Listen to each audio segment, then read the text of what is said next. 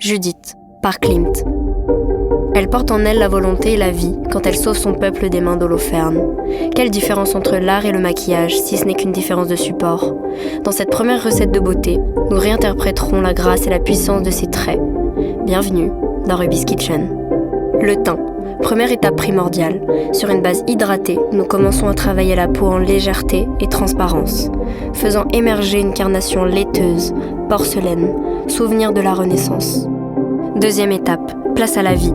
C'est grâce aux couleurs et contrastes que le teint s'anime et s'illumine. Le jaune, symbole de gaieté et de fraîcheur. Le bleu, pour les zones d'ombre, qui nous rappellent la loyauté de Judith envers son peuple.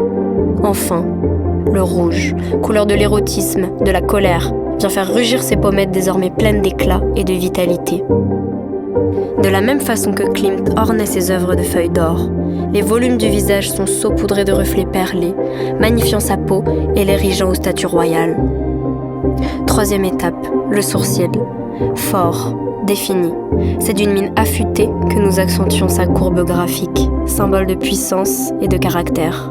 Son œil de conquérante est marqué par une ligne bleue, droite, raffinée, mais son regard est adouci par de longs cils. Enfin, dans une dernière volonté de s'affirmer, Judith pare sa bouche de pourpre à l'image du sang qu'elle a fait couler. Pour certains, ce n'est qu'un tableau. Pour moi, elle est la parfaite représentation de la femme, délicate, tempétueuse, mais avant tout, libre.